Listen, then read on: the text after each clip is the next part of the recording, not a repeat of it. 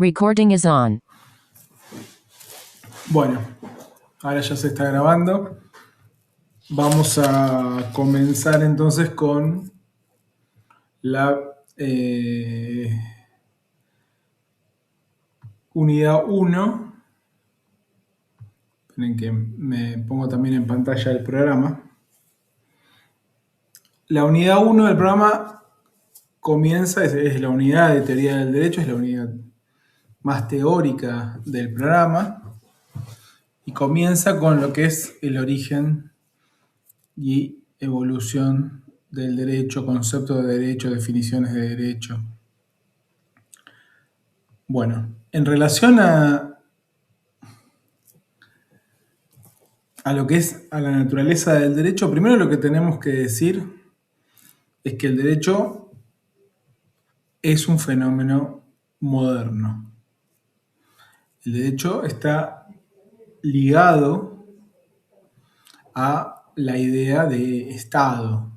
No se puede concebir la existencia del derecho sin el Estado. Casi que podríamos decir que el derecho es la contracara del Estado. Son como dos caras de la misma moneda. Es como el Estado visto desde otra perspectiva. No hay Estado sin derecho y no hay derecho sin Estado. Y al igual que el derecho, el Estado también es un fenómeno moderno. O sea, antes de la etapa cultural que denominamos modernidad, no existía esta organización política que hoy conocemos y que se denomina Estado, y por ende no existe tampoco el derecho como tal. El Estado y el derecho configuran la organización jurídico-política de las sociedades modernas.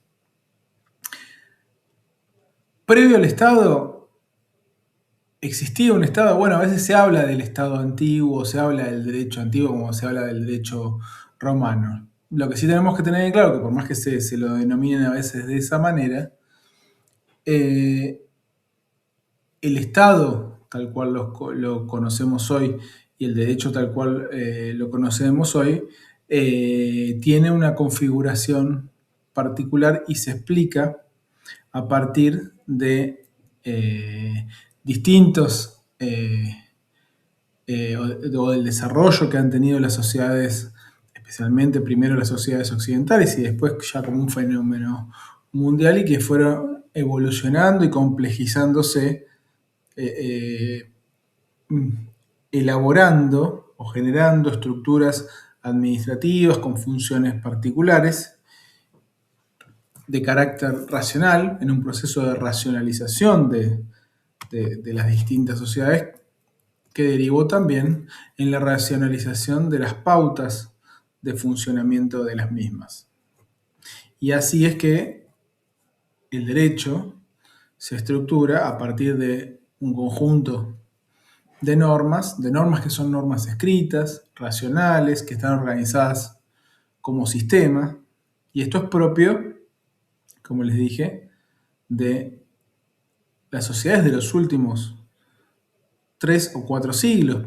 Imagínense, ¿no? Antes que existiera la imprenta era muy difícil pensar en un derecho escrito como lo conocemos en la actualidad. Lo mismo, antes de la creación de los estados-nación, es muy difícil también pensar en esta forma de organización de la sociedad.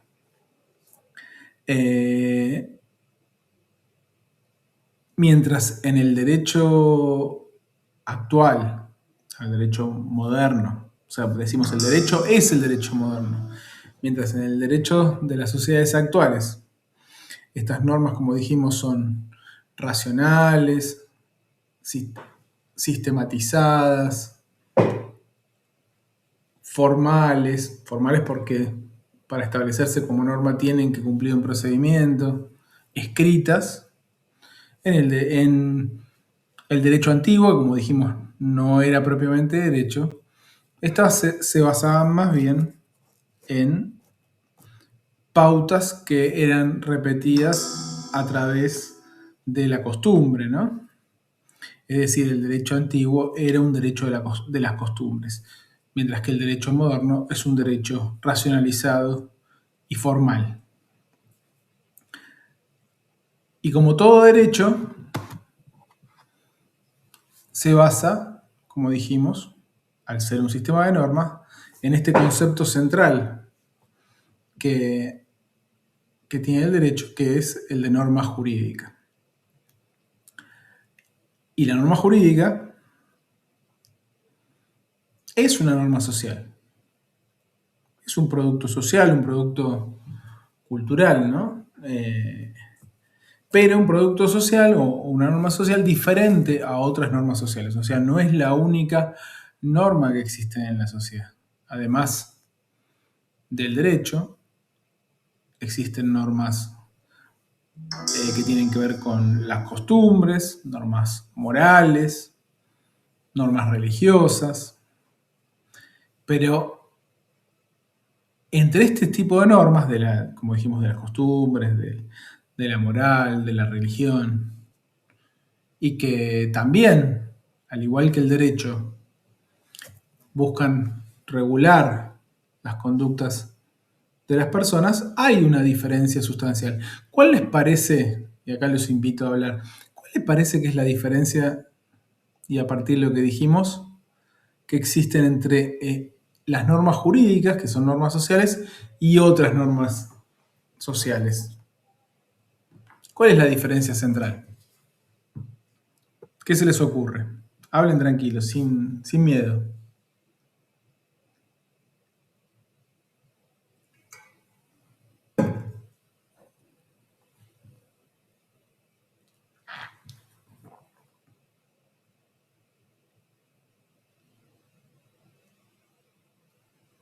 Nada, no se les ocurre nada.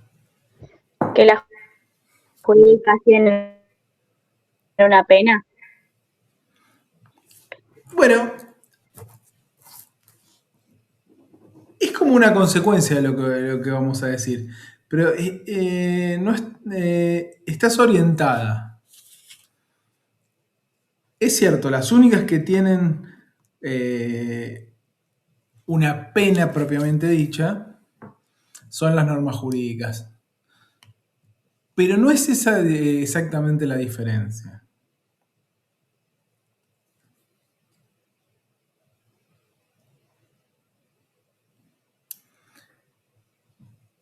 En consonancia con lo que hoy decíamos, Que rigen para todos y a ver, ¿qué rigen?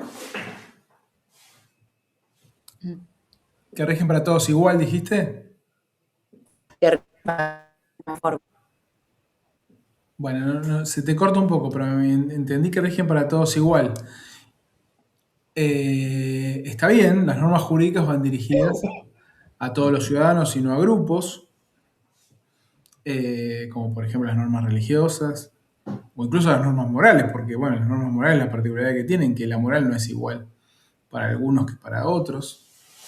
En cambio, las normas jurídicas son las mismas para todos en principio dentro de una sociedad. Por lo menos eso es lo que busca el Estado, ¿no? No hay un sistema no hay una pluralidad de sistemas normativos, hay uno solo, de hecho hay uno solo, ¿no? Eh, pero no, está bien, es una diferencia, pero ¿qué es lo que caracteriza? ¿Qué es lo que hace que una norma, que es una producción social, al igual que las otras normas, le podemos decir, esta es una norma jurídica y esta no? Más allá de que si tienen penas, si son aplicables a toda la sociedad. Porque en principio la moral, si bien es cierto que la moral de uno, la moral tuya no es la misma que la mía, la moral tiene una pretensión también de universalidad, ¿no? Es más universal que el derecho, porque el derecho rige al interior de las fronteras de un país. En cambio, la moral, por más que pueda haber distintas concepciones, tiene una pretensión de universalidad, porque uno se supone, por lo menos es lo racional, que si yo pienso lo que es moralmente correcto para mí, es correcto para todos los demás, por más que el otro no esté de acuerdo.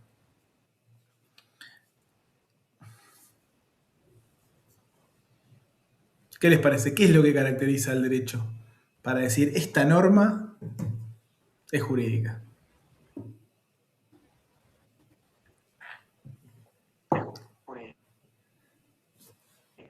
No sé si se me escucha ahí. Sí, bien, Bueno, bien. por estos portales, en cuestión a las que nacen en el chat dicen que las dicta el Estado, dice Melanie. Y alguien que no tiene nombre, que Ah, como claro, normas pero jurídicas castigan como una forma de control social. que las dicta el Estado, dice Melanie. Bueno, Melanie acierta en lo que estábamos diciendo. Y tenía que ver es la derivación directa de lo que estamos diciendo. Las normas jurídicas son normas estatales. Las dicta el Estado. Las normas religiosas no las dicta el Estado. Claramente, las dictan las instituciones religiosas. Lo mismo ocurre con la moral o con las costumbres.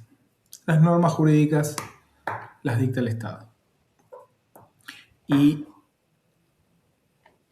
decir que las normas jurídicas las dicta el Estado quiere decir que son resultado del cumplimiento de un procedimiento que se ha dispuesto para que las mismas puedan tener existencia.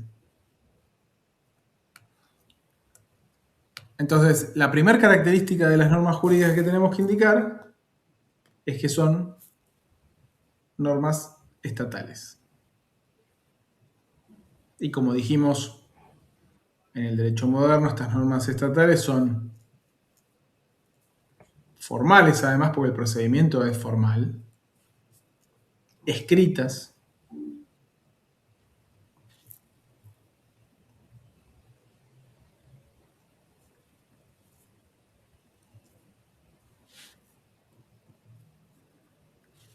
y esto sí tiene que ver con lo que hoy habían dicho en relación a la pena, dotadas de coacción. Dotadas de coacción. ¿Qué quiere decir esto? Ustedes ya habrán visto en otras materias que el Estado, ¿qué es lo que tiene? El monopolio de la violencia legítima. Y en esa capacidad que el Estado tiene de ejercer legalmente la coacción, y que es el único que lo puede hacer ejercerla legítimamente, las normas jurídicas constituyen justamente el basamento a partir del cual el Estado ejerce la coacción, porque las normas jurídicas son las que definen los límites de la coacción estatal. Entonces ahí tenemos otra característica. Entonces las normas jurídicas son normas estatales, formales, escritas, dotadas de coacción. ¿Y qué es la coacción? Bueno, es el uso de la violencia, el uso de la fuerza, que se manifiesta en la posibilidad que tiene legítimamente el Estado, porque eso es una coacción estatal,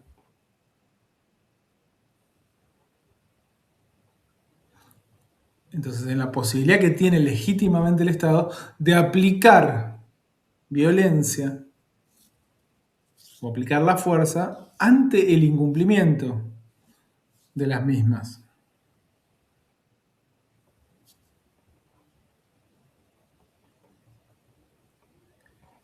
Es decir, para hacerlas cumplir o para sancionar en el caso de que las mismas se hubieran transgredido.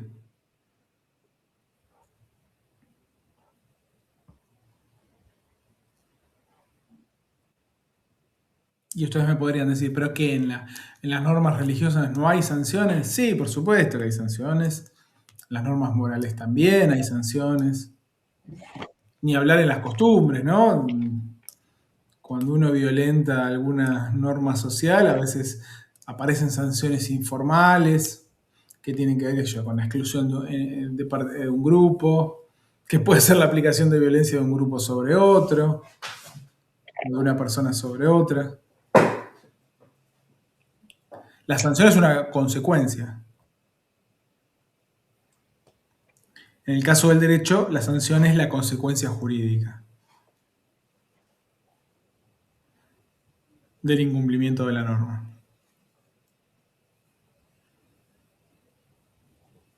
Y como les dije, eso da lugar a que legítimamente el Estado pueda aplicar la fuerza. ¿Y qué sería aplicar la fuerza? ¿Ir y pegarte? Puede ser. ¿Qué sé yo? La represión de... Vemos la represión de las manifestaciones. Después veremos, analizaremos si lo que se está haciendo hoy en día en las manifestaciones está en el marco de lo que dice la ley. Eso es otro tema. Digamos. Yo creo que hoy se incumplen las normativas vigentes, las normas vigentes en relación a las posibilidades que se tiene de represión de las manifestaciones públicas, pero evidentemente hay un marco de posibilidades en el caso de que se transgredan determinados límites. Pero puede ser eso, o puede ser cosas que no estamos hablando de una violencia física propiamente dicha, sino, por ejemplo, si yo me comprometí, digamos, alguien me prestó dinero, me comprometí a devolverlo, no lo devuelvo, pueden ir ante un juez y que a mí me embarguen el sueldo para recuperar ese dinero. Y eso no ocurre de manera voluntaria, ocurre de manera compulsiva. Eso también es parte del ejercicio de la coacción, ¿no? O que alguien, si yo robé algo, que el Estado venga y recupere eso para devolvérselo a la persona que le pertenece. ¿Se entiende? Todo eso es el ejercicio de la coacción, ¿no? No necesariamente es violencia física, ¿no? Pero lo que hay evidentemente es un acto de parte del Estado que se aplica o que se desarrolla contra un sujeto responsable de manera compulsiva, sin que tenga que consensuarlo, sin que tenga que acordarlo.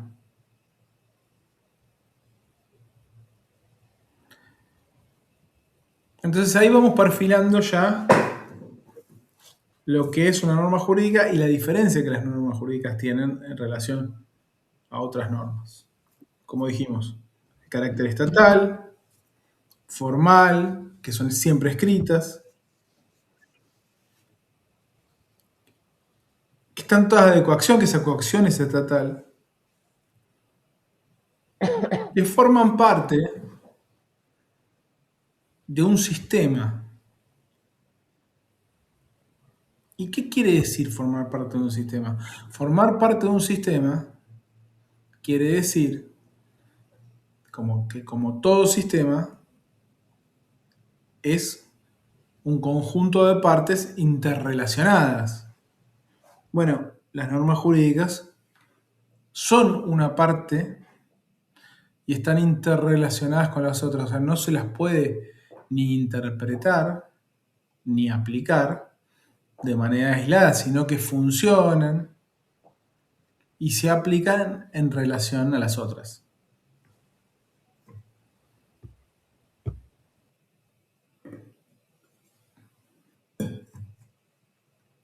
Y ese sistema es un sistema absolutamente racionalizado. ¿Qué quiere decir que está racionalizado? Bueno, primero está organizado con un fin claro y con una lógica de funcionamiento clara. ¿Y el fin del derecho? ¿Cuál les parece que es el fin del derecho? ¿Qué piensan ustedes? ¿Para qué existe el derecho?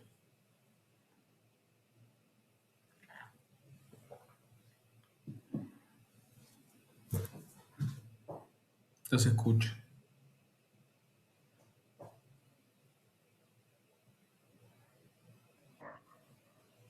Yo creo que ahí, bueno, por un lado está la posibilidad que pusieron hoy más temprano en el chat de, una forma de control social, pero también una forma de regular el conflicto dentro de la sociedad. Una forma de regular los posibles conflictos que puedan surgir a través de una forma y no sea la violencia física o directa. Control social, regular el conflicto. ¿Qué más?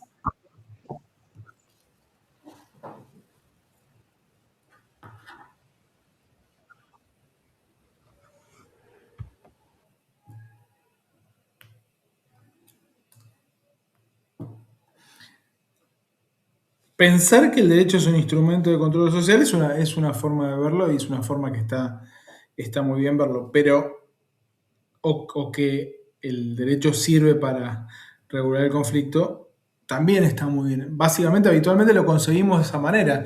Vieron que cuando uno piensa en el derecho, piensa en una idea de evitar los conflictos. O sea, el derecho viene a evitar el conflicto. O sea, como que el derecho funcionaría como lo contrario del conflicto. Sería como, el derecho sería el orden, ¿no? De hecho, se le dice el orden jurídico. Ahí poner en orden la sociedad. Ahora, ahí están agregando cosas interesantes. Ahora seguimos con eso también. Ahí hablan, o sea, pensamos al derecho como orden, ¿no? Como lo opuesto al conflicto. También dicen acá hacer valer nuestros derechos. Eso es otra cosa interesante, porque ahí me están hablando ya no de derechos, sino de derechos en plural. Y eso es como que es lo mismo, pero es otra cosa al mismo tiempo. Ahí también nos vamos a referir a eso. Ahora vamos a ir a hablar cada uno de estos puntos. Acá Naila dice, representa intereses y relaciones de poder. Acá sería, para resumirlo, un poco la concepción marxista de derecho, de pensar el derecho como superestructura, como instrumento de dominación, ¿no? Me imagino que en esa línea van.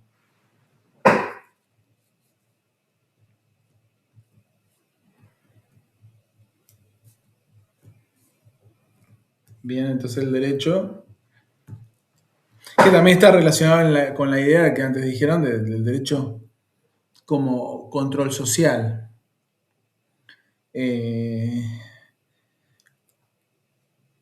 Ahora, o sea, como ejercicio, como instrumento para el ejercicio de un poder, no sé, de clase o un poder de aquellos que dominan en la sociedad.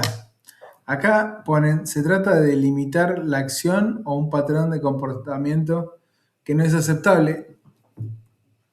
Bien, también, ahí esa es una definición más neutra y vale, porque dice, limitar la acción o un patrón de comportamiento sería lo que habitualmente decimos regular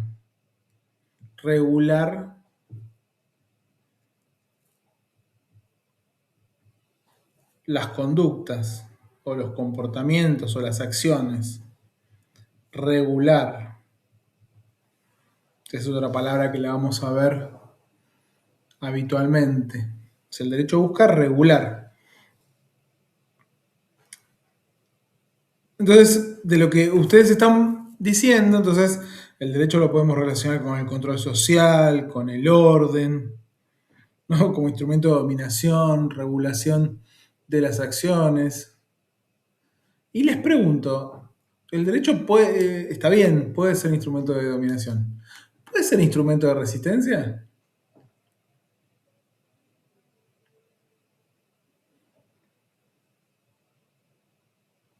¿Qué piensan ustedes?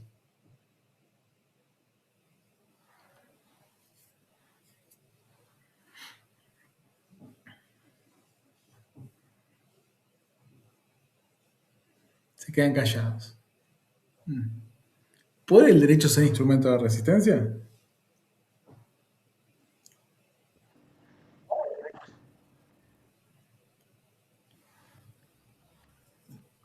Yo diría que sí, sobre todo pensando en el caso argentino, si bien es parte de las herramientas, pensando en la última dictadura cívico-militar, como dentro del derecho fue una de las herramientas usadas para encarcelar a los genocidas, y cómo parte de esa lucha se encauzó dentro de la justicia también.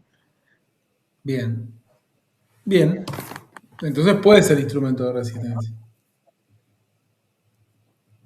Bueno, el derecho es instrumento de dominación y además instrumento de resistencia también.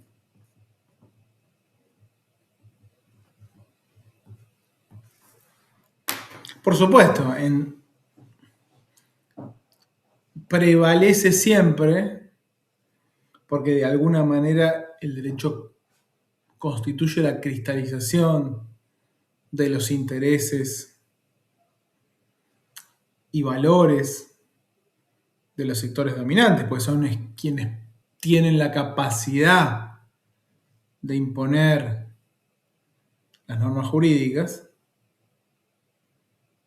pero también tenemos que tener en cuenta que las sociedades son muy heterogéneas, que ya no se, digamos que no se puede pensar cuando se dice que el derecho es instrumento de clase o de dominación de clase, como si existiera una clase dominante y una clase dominada.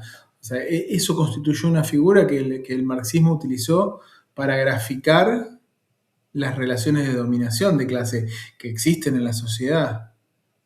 Pero las sociedades son más complejas, existen diferentes clases dominantes y diferentes clases dominadas.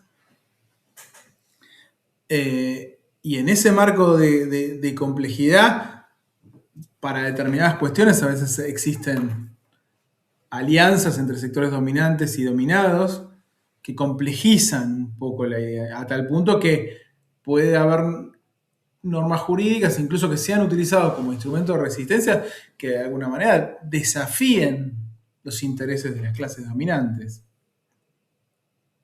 A ver, es un instrumento de resistencia, me dicen acá, debido a que cuando desde el poder político se infravaloran los derechos de las masas, eso también nos favorece como herramienta y fundamentación para hacerlo valer los derechos humanos. Bueno, justamente los derechos humanos se presentan como instrumentos, ¿no?, para la resistencia ante la dominación, ante la opresión, y son parte del orden jurídico también. Entonces, evidentemente, el derecho, si bien uno puede decir, prevalece en su función de instrumento de dominación, de esa finalidad de regular las acciones, pero no solamente en un sentido de reproducir las relaciones de dominación, sino también puede ser de ponerles límite a esas relaciones de dominación. Entonces no siempre sirve al control social. El derecho puede servir también a la validación de formas de disputa o de resistencia. Y ahí, cuando digo disputa, abrimos otra cuestión. Decíamos, el derecho siempre tiene que ver con el orden. No, no siempre tiene que ver con el orden. Quienes están peleando todos los miércoles en el Congreso, luchando todos los miércoles en el Congreso, y van a ocupar el espacio público en una manifestación, ¿qué están diciendo? Están diciendo, yo tengo derecho a. Y hasta incluso pueden legitimar su demanda, que está dirigida al Estado, en normas que son jurídicas también, en la Constitución Nacional, en la Declaración Universal de Derechos Humanos, que es parte de nuestro sistema jurídico, en las normas de la Organización Internacional del Trabajo, en la ley jubilatoria. Digo por poner un ejemplo, ¿no? Entonces, también yo pondría en duda si el derecho tiene que ver solamente con el orden.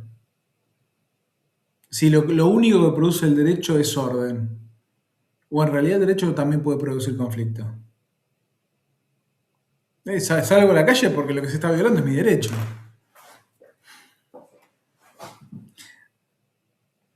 Bueno, ya con esto que estoy diciendo, les estoy haciendo un matete bárbaro, ¿no? Porque nos cuesta mucho elaborar, entonces, con todo esto, una definición de derecho que nos establezca una finalidad. Por eso habitualmente uno busca los libros buscan una definición más aséptica ante todas estas dificultades, y sabemos que el orden jurídico es un orden, pero es un orden desordenado, particularmente. Es un orden heterogéneo. Es un orden que es contradictorio. Y es un orden que también puede generar tensiones. Porque el derecho, además de un orden, es un campo de disputa. Es un campo de disputa en el cual hay, como dijimos, sectores que dominan, sectores dominados, sectores que quieren imponer nuevas regulaciones. Y esas regulaciones a veces tienen que ver con tratar de sancionar nuevas leyes, nuevas normas jurídicas. A veces tienen que ver con interpretar esas normas jurídicas de manera distinta. A veces no tiene que ver solamente con la creación, y acá viene un concepto, la creación de nuevas normas jurídicas, sino a veces tiene que ver con aplicarlas de otra manera o interpretarlas de otra manera. No hay una sola forma de cumplir la ley, ni una sola forma de incumplirla. Entonces acá abrimos otra cuestión cuando decíamos el derecho es un orden desordenado, heterogéneo, contradictorio. ¿Vieron cuando se dice hay una biblioteca A y una biblioteca B? Porque hay concepciones distintas. Incluso ante el mismo texto legal, uno puede pensar que ese texto se aplica de una manera y otro puede pensar que se aplica de otra. Hay distintas formas de interpretación, entonces. Y en esas disputas, en esas demandas, también hay por detrás formas distintas de pensar y de concebir al derecho vigente. E incluso las formas de concebir al derecho, aunque no se cambie una coma de los textos legales, pueden ir variando con el tiempo, con los cambios culturales, con los cambios políticos, con los cambios ideológicos. Imagínense. ¿Se les corta el video? ¿El sonido lo reciben bien? Sí, profe, se está cortando la clase. ¿Pero se corta el sonido también?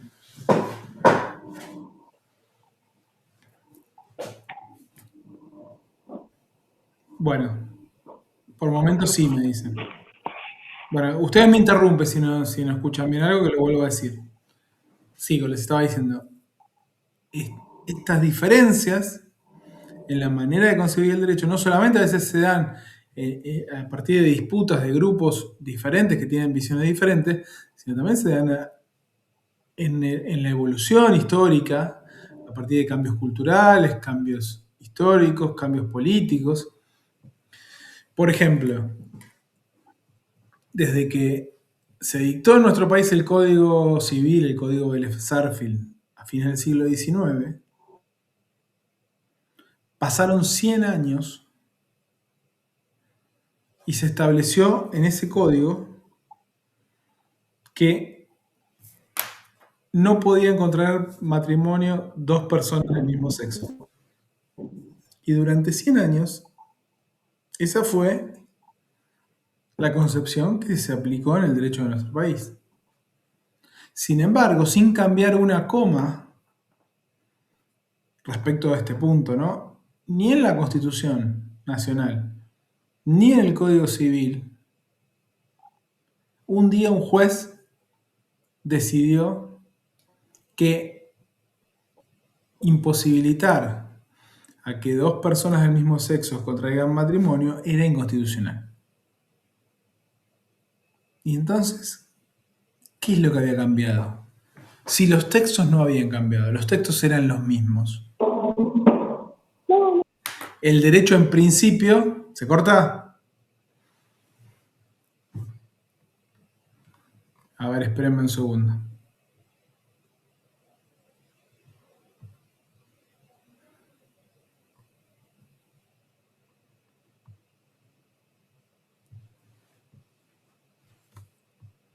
A ver, ¿ahí se escucha?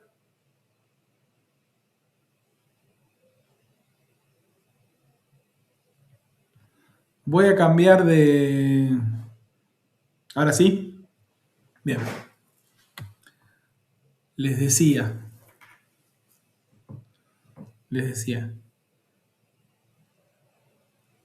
No se cambió una coma de la Constitución Nacional en relación al matrimonio, no se cambió el Código Civil y sin embargo un juez decide que a partir de ese momento, más de 100 años después, que impedir que dos personas del mismo sexo pudieran contraer matrimonio era inconstitucional. ¿Y cómo podía ser eso? ¿Cómo podía pasar eso? Si la Constitución no había cambiado. Eso puede pasar porque es entender que el derecho no es solamente un conjunto de leyes, de instrumentos escritos, ¿no? El derecho es una práctica social compleja. Una cosa es ese texto legal que está ahí, escrito, que puede ser la Constitución, que pueden ser las leyes. Y otra cosa es el derecho en sí mismo. Eso es una parte del derecho, pero no es todo el derecho. Y acá me voy a acudir a una frase de un filósofo muy conocido, que ya seguramente lo habrán leído, que es Michel Foucault, que tiene un texto que se llama Las palabras y las cosas, y tomo esa frase porque tiene que ver justamente con lo real, lo material y lo simbólico. Entonces podemos decir, una cosa son las cosas, los textos legales, y otra cosa es lo que se dice de las cosas. Entonces, si bien el derecho... Ahí se vuelve a acordar. Bueno, igual ahora vamos a hacer un descanso. Y ver, vamos a... traten de entrar de nuevo, que voy a cambiar de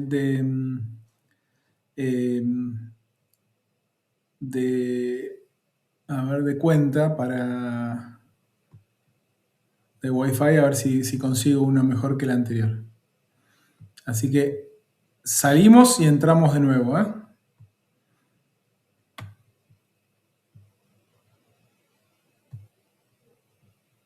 Fue